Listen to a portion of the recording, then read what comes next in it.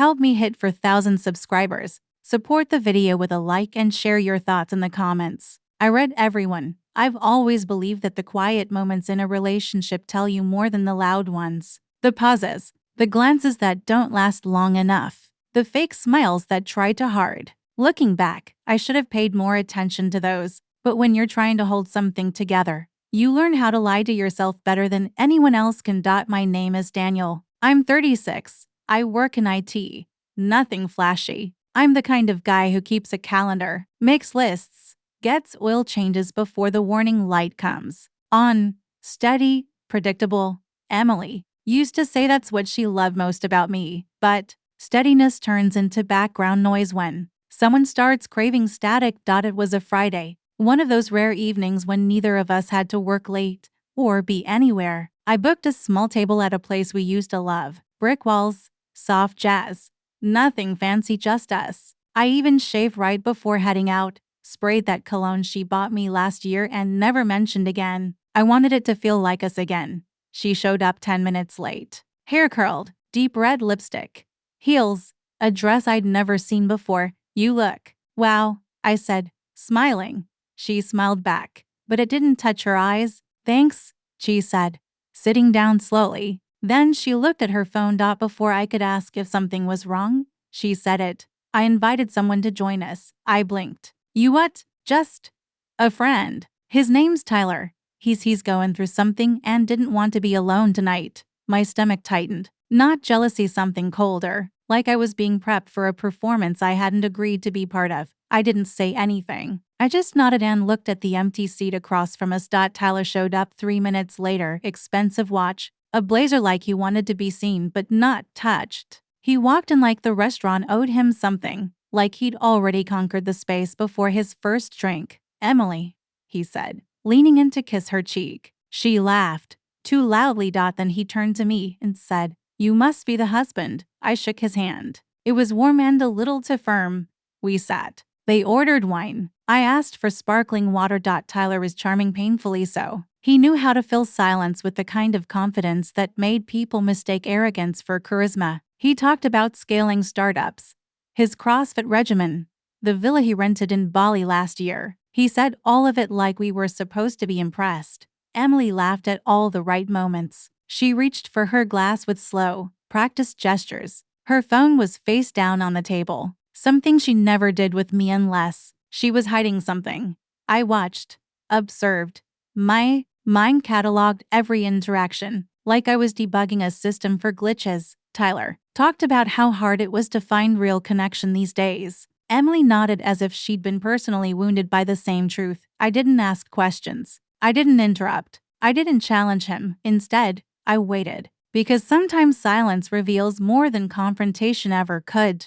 And somewhere between the appetizers and the main course, I realized I wasn't just losing a marriage, I was being replaced in real time, right in front of me. But I wasn't going to make it easy for them. Tyler smiled too hard. Not just at Emily, but at me, like he wanted to prove something. That he belonged here more than I did. That this table, this chair, this woman beside him, they were all already his. And I was the temporary placeholder who hadn't caught on yet. He didn't even glance at the menu, just asked the waiter, "What's the chef's special tonight?" Like he was a regular, like he owned the place. Emily giggled. I hadn't heard her do that in a year. I stirred my water slowly and said nothing. Tyler launched into a story about his company's recent acquisition. It was a mess, he said, waving his hand. But I came in, restructured the whole thing, boosted their valuation by 40% into quarters. You just have to know how to read people. You know? He looked at me when he said that last part, like it was a jab. I nodded. Impressive. Emily leaned in. He's just being modest. Tyler's always doing 5 things at once. He never stops moving. I turned to her. Sounds exhausting. She blinked, looked away. Tyler laughed. I guess some people thrive in chaos, he said, his eyes still on me. The waiter arrived with our food. No one touched it for a while. Tyler kept talking about his Tesla, about his hiking trip in Patagonia, about his ex who just couldn't keep up. And Emily, she kept sipping her wine, nodding like she'd heard it all before, like this wasn't new. Her body language betrayed her angle toward him, hair tucked behind her ear, fingers grazing the stem of her glass like she was nervous and excited at once. I knew those signals. I'd been on the receiving end of them once. "What do you do, Daniel?" Tyler asked suddenly. "I work in IT, system stability, server management. Nothing that makes headlines." He smirked. "But probably important, right? Only when everything crashes." He raised his glass. "Here's to not crashing." Emily laughed hard again. I watched her for a long moment. This wasn't just a dinner. It was a test. A cruel, silent test she hadn't asked permission to give. She brought him here to watch how I'd react, to see if she felt anything when I sat across from her beside someone else. Maybe she was trying to provoke something, or maybe she already knew what she wanted, and this was her way of soft launching it. Either way, I wasn't going to make a scene. That's what they were waiting for.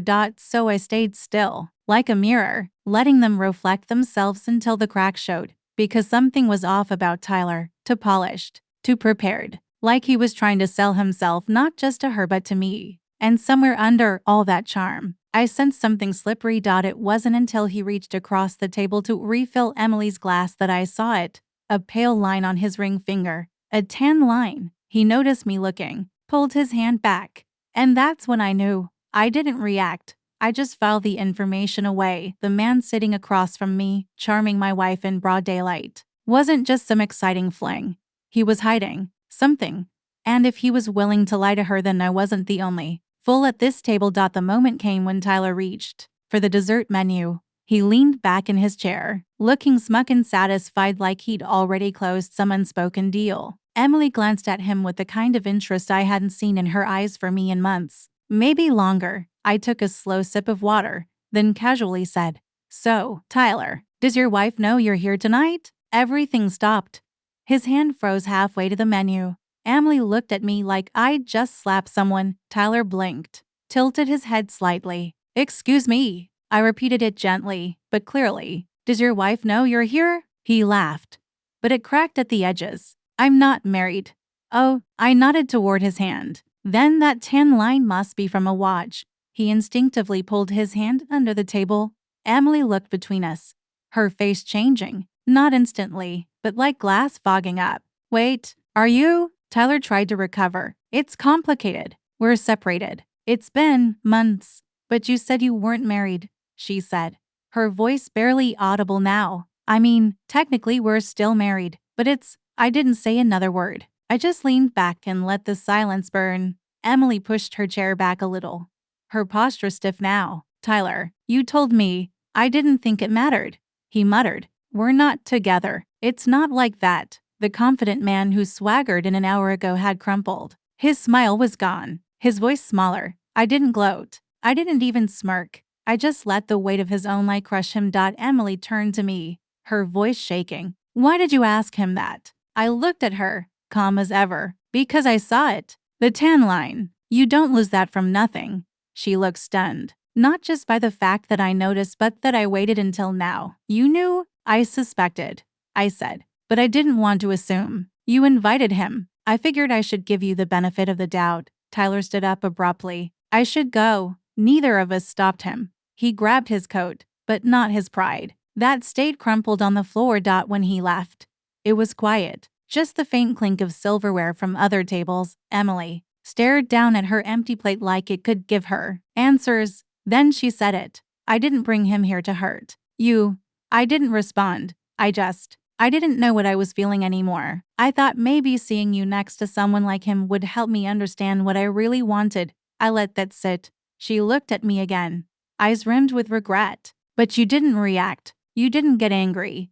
"No," I said, because I realized something halfway through dinner. "What?" "I'm not competing for you, Emily." She flinched. "I don't want to be chosen because I endured the most. I want to be loved. And if that's not what this is anymore, I'm not going to fight someone else for a seat at a table I set." Her lips trembled. A tear slipped down her cheek. "So, what now?" she asked, barely above a whisper. I looked at her, not with rage, not with pain, just truth. "I'm going to pay the bill, and then I'm going to walk away. I think we both need space to figure out who we are without trying to test each other." She nodded, slowly, as if the realization was just now catching up to her. When I stood up and reached for my wallet, she didn't stop me. She just watched me like she finally saw what I had been showing her the whole night. Calm doesn't mean weak. Silence isn't surrender. And sometimes the loudest thing a man can do is walk away without slamming the door. I left the restaurant lighter than I'd entered, not because it didn't hurt, but because clarity always weighs less than confusion. Let her chase her answers now. I already found mine.